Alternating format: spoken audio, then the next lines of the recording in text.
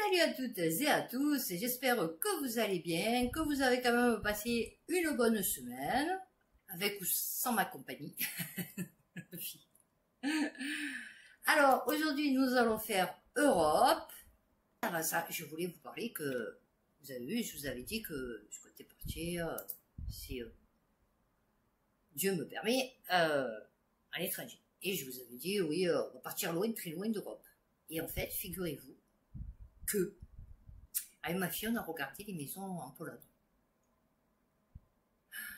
Mon Dieu, mon Dieu, mon Dieu. C'est magnifique. C'est magnifique. C'est des châteaux, limite, tu vois, tellement. Et 200 000, 150 000 euros. Tout neuf. C'est magnifique. Donc, ce que je vais faire, c'est que déjà, quand ma fille elle va partir en Pologne pour voir son concert là, de je sais pas qui, de mes deux, je vais partir avec elle déjà pour voir un peu la Pologne commencer, enfin, bon, voilà. Et après, on va essayer de voir si on peut faire un saut jusqu'à cette ville, qui est donc située au bord de la mer, donc à l'opposé de l'Ukraine. Et voir vraiment si, déjà je vais regarder sur Google, pour voir si on les voit déjà, ces maisons, si c'est vrai qu'elles existent, parce que je me dis, peut-être c'est des arnaques. Et si c'est vrai, les voir, aller les voir, quoi. Parce que franchement, le prix, piscine, 4000 mètres carrés, l'autre, 4000 mètres carrés, 150 mètres carrés, deux maisons jumelées, en fait. Donc vous avez tout en double, mais c'est la même maison. 250 000 euros, je crois. Avec le sous-sol et tout. Alors, sous-sol, c'est loft. Alors, c'est tous des lofts plus un étage. Tout de fou. Ça, c'est 4000 euros, en pleine campagne et tout. Ah ouais. Donc, je vais aller voir. Ah oui, non, parce que là, du coup, je me dis pourquoi pas aller là-bas. Vous voyez? Eh ouais, non. Pourquoi pas? Je sais pas. On va se tâter. On va voir. Enfin, en tout cas, ma fille, elle est à fond. Parce qu'elle m'a dit, moi, je veux la villa de la piscine. Et je veux la grande maison. Donc après, il faut juste que je vois ma mère. Que je vois les pépettes. Et selon, je m'en mets, hein. Ah ouais, en Pologne, hein, j'en ai rien à foutre. Ah ouais. Moi, je veux de la verdure, je veux du jardin, je veux une belle maison. Mais s'il faut partir loin pour l'avoir, ben je partirai loin, c'est pas grave. Ah ouais, non, c'est pas grave. Enfin, loin sans être loin, hein, parce que ma fille, elle m'a dit, tu as 1 heure et demie, 2 heures d'avion, donc c'est pas non plus, tu vois. Pas besoin de traverser la mer, mais bon, l'océan, ouais, l'océan. Donc voilà, donc en parlant d'Europe, ça tombe bien, vous voyez, parce que peut-être je vais devenir polonaise avec mes enfants. Bon, mon fils n'est pas trop d'accord, lui préférait mieux partir en Amérique du Sud. Mais bon, après, voilà, on va voir, on va se tâter, on va voir. Donc aujourd'hui, Europe, et nous commençons Euractiv.fr. Normes CO2 pour les véhicules lourds, certains États membres prônent l'ambition, d'autres le réalisme. Et ouais, c'est ça le problème. Non, parce que c'est bien de vouloir le faire sur les trottinettes, les vélos, les scooters, à la rigueur les voitures. Pourquoi pas? Mais après, camionnettes, poids lourds, tu vois, les batteries, ça va être chaud. Puis pour les recharger, comment tu vas faire? Je sais pas comment tu... Avec le câble là aussi. On va tous rouler, il va y avoir plein de nœuds en France. Les États membres de l'UE ont fait part mardi 20 juin de leur première réflexion sur la... Ah oui, il serait temps de réfléchir sur la Commission européenne visant à réduire les émissions de CO2. Ah ouais. Des camions et des bus. Ah oui, non. Qui témoignent des lignes de fracture classiques entre les États membres plus ambitieux et ceux qui souhaitent une proposition plus réaliste. Ben c'est pas ça, c'est qu'on n'a pas le matos. On n'a pas assez d'Africains. C'est vrai, hein, pour aller chercher les métaux rares. Eh ouais, non, on n'a pas assez d'Africains. Alors, selon la proposition, les objectifs de réduction de CO2 pour les camions seront relevés tous les 5 ans environ. Le but sera de réduire les émissions de 45% par rapport au niveau de 2019 d'ici à 2030. Et pour passer à 65% d'ici à 2035 et atteindre 90% d'ici à 2040. 40. Dans 15 ans? Et tu es malade. La réglementation prévoit également des normes plus strictes pour les autobus urbains, qui devront passer une technologie... Ah oui, ils te disent pas laquelle. Oui, il faut qu'ils passent une technologie sans émission, d'ici 2000. Mais laquelle? Le vice-président de la commission a également établi un lien entre ce nouveau dossier et les discussions en cours sur la norme Euro 7 qui fixe les niveaux de pollution acceptables pour les véhicules. Il a soutenu qu'une adoption rapide du règlement aiderait à faire avancer la norme. Ah oui, non, c'est sûr. Et oui, c'est-à-dire, tu vas avoir le choix, c'est ou de plus rouler, ou alors d'acheter une voiture électrique, que tu peux pas te payer. Donc, effectivement, ça va être vite plié. Tu vois le projet, en fait. Donc, je peux rester... Alors, d'autres États membres ont déjà placé la barre plus haut, alors à l'échelle de l'UE, nous devons redoubler d'efforts pour que nos industries restent compétitives à long terme. Le Danemark a rejoint les Pays-Bas en faisant pression pour un objectif de réduction de 100% d'ici 2040. Tandis que la France a déclaré que le Conseil devrait essayer de renforcer les objectifs pour 2030. ouais. Nous pensons que les objectifs ne sont pas réalistes et que les conditions ne sont pas réunies pour permettre aux constructeurs de se conformer à des ambitions aussi élevées. Ah ouais, non mais c'est clair. Et ouais, là on est dans la merde. T'imagines d'ici 7 ans, il va falloir que tous les... et qu'énormément de poids lourds ils soient électriques. Mais je sais même pas, ça existe des poids lourds électriques? Alors qu'est-ce qu'il nous dit Zemmour, Jordan, Bardella qui sont pour l'Europe? Hein, on est bien d'accord. Oui, il faut arrêter l'immigration, il faut faire des trucs contre l'immigration. Oui, l'immigration, parce que maintenant il y en a marre de l'Italie, de l'Espagne, de la Grèce, de tous ces pays autour. Nous, on veut vivre tout seul sur le dos de notre tortue. Ah oui. Et donc, face au vieillissement, l'Allemagne ouvre grand ses portes aux étrangers qualifiés avec une nouvelle loi. Non, mais c'est bien. Marianne. Du chauffagiste à la multinationale industrielle, en passant par la restauration ou les soins à la personne, l'Allemagne manque toujours plus de main-d'œuvre qualifiée. Combien ils en ont fait rentrer des millions et des millions et ils travaillent pas? Toujours sur le coup des effets d'un fort vieillissement démographique, ah ouais, aussi ils se reproduisent plus. Eh ouais, trop bio. Eh ouais, non, ils veulent trop du bio. Eh ouais, donc du coup, c'est compliqué. Ils veulent plus avoir aucun impact sur la nature. Eh ouais. Quand les Allemands éreintent les finances de la France, non. Quelles finances? On a des finances, non? Ah, on a des finances, d'accord. Les passes d'armes entre Christian Lindner et Bruno Le Maire sur l'avenir du pacte de stabilité vont-elles se multiplier sous la présidence prochaine de l'Espagne? Oula. Ah, c'est bientôt l'Espagne? D'accord, ok. Eh ouais. Ben, je sais pas, on est copains, on est toujours copains avec l'Espagne. Ouais, parce que nous, on s'est fâchés avec tout le monde. Eh ouais. On n'a plus de copains. Eh non, depuis qu'on a Macron, on n'a plus de copains. Donc, je sais pas. Est-ce que c'est une bonne chose? Non? L'Allemagne va réduire dépenses et emprunts en 2024, la défense épargnée. Ah bah oui, puisqu'ils veulent injecter 100 milliards. Donc, et nous, Macron, il a dit, ben moi 400. Eh ouais, parce que moi, je suis grave fou. 300, moi 400. Eh ouais.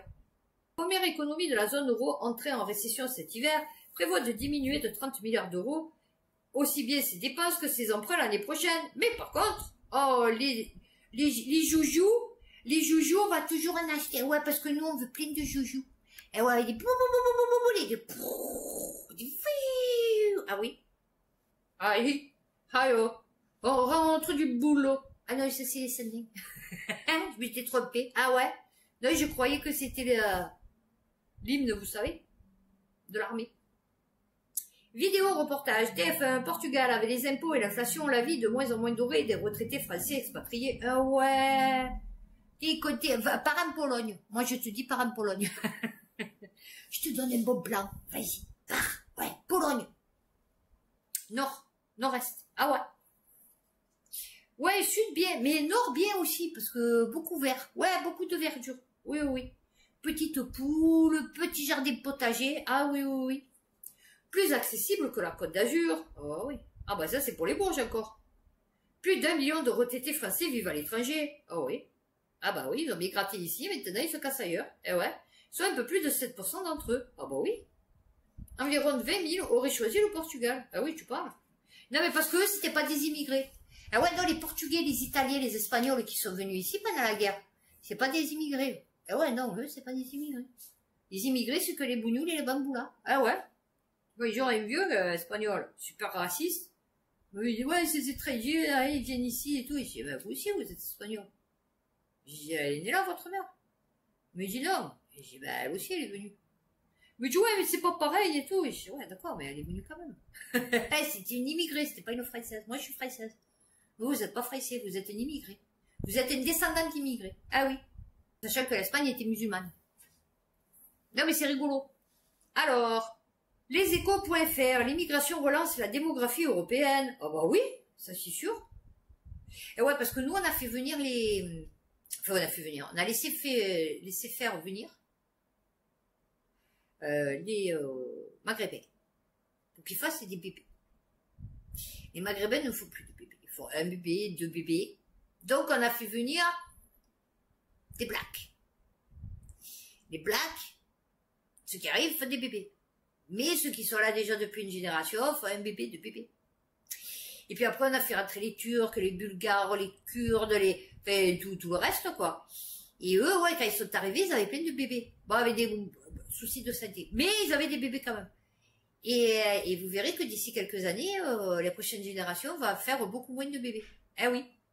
L'Union européenne regagne des habitants. Ah bah oui, c'est sûr. Ah bah vous l'avez vu, hein. Vous en avez remarqué, hein. Ouais, on regagne des habitants.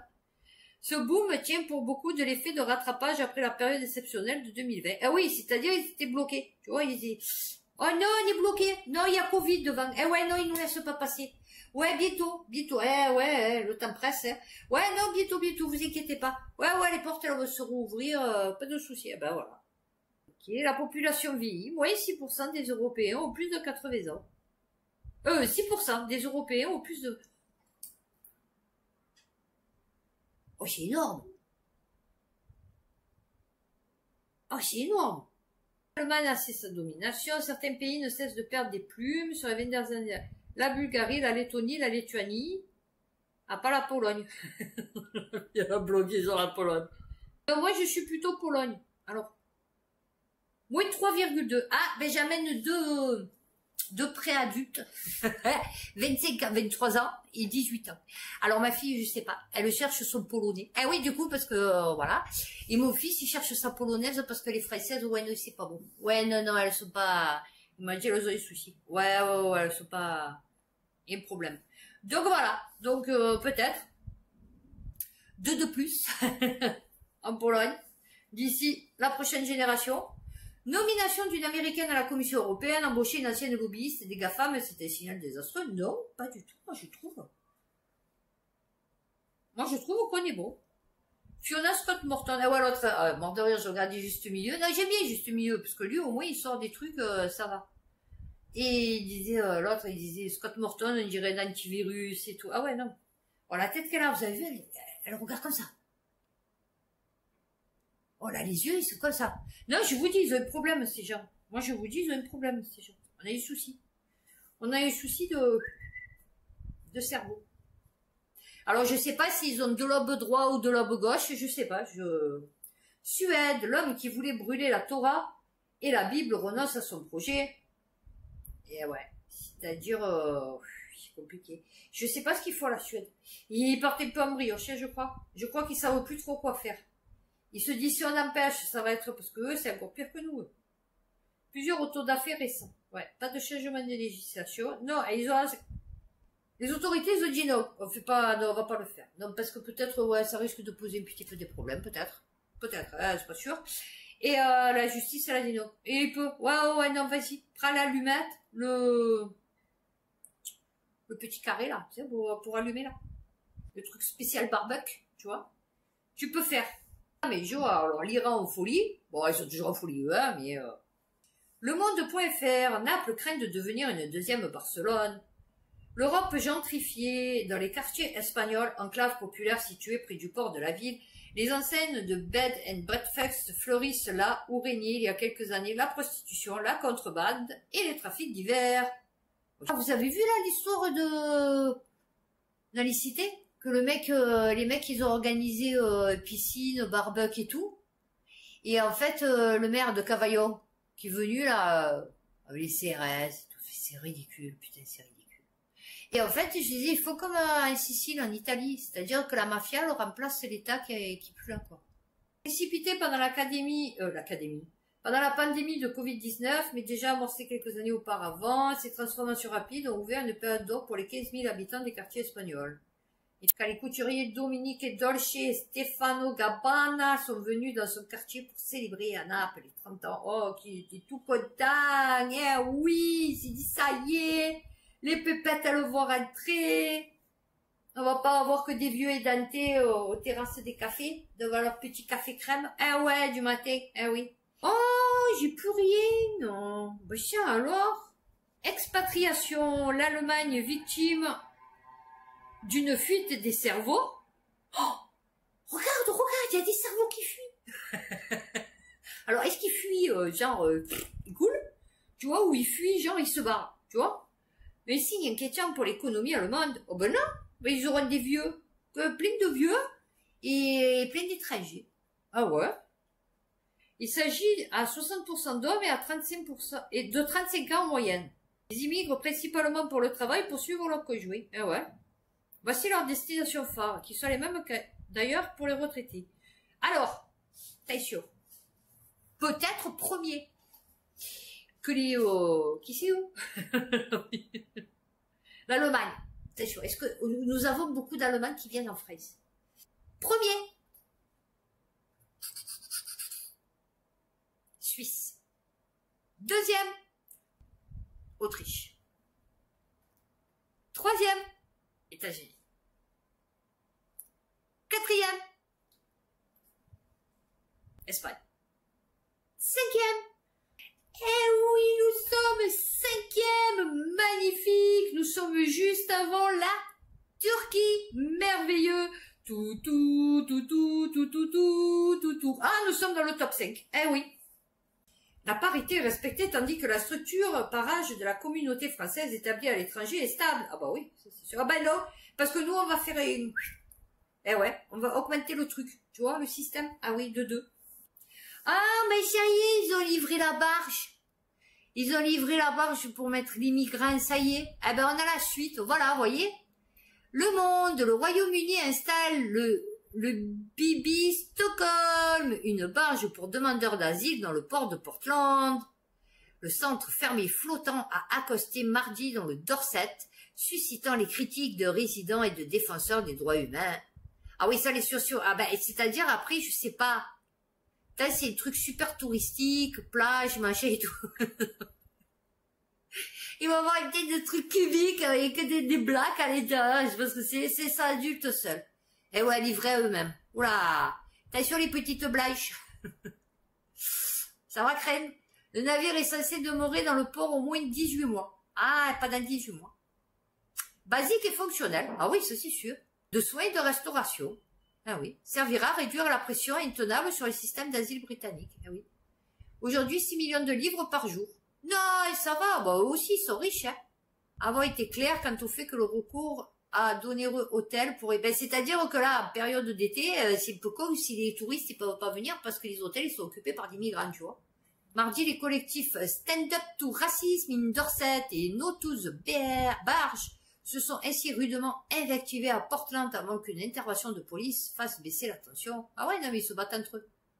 La nouvelle législation érode considérablement le cadre juridique. Ah ouais. Ah ben voilà, on a la suite. Vous voyez comme quoi? Oh, elle est mignonne comme toi. On dirait pas une prison surtout. Non, on dirait pas une prison, pas du tout. Ah non. C'est carré, panier comme à la cantine. C'est sur une barge avec de toutes petites fenêtres, une entrée, pas de balcon. Ah ouais, non. Et voilà. Non, c'est bien.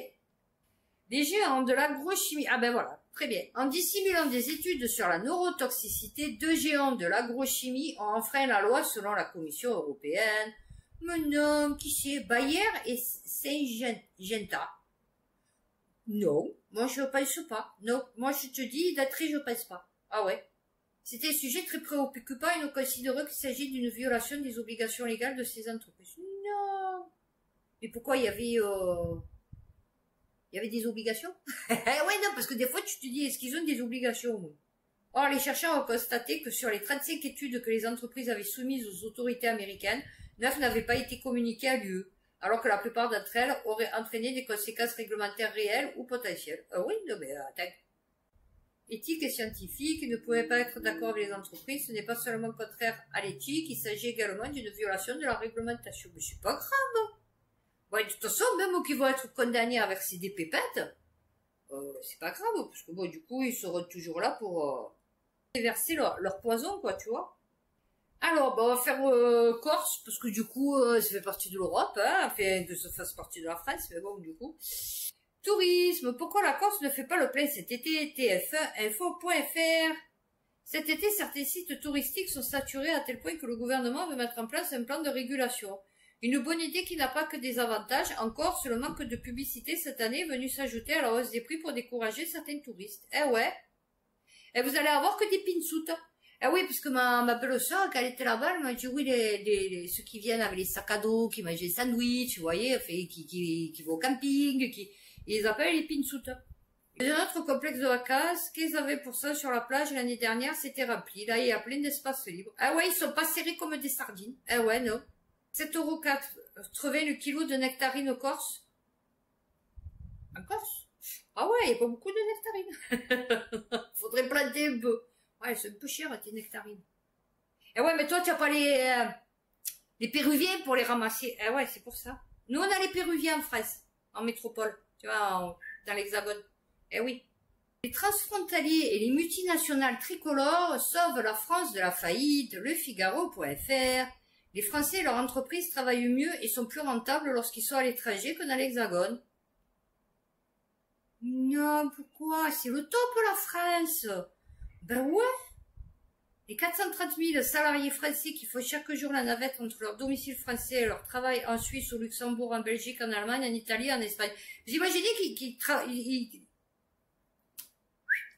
gagnent mieux en Italie et en Espagne.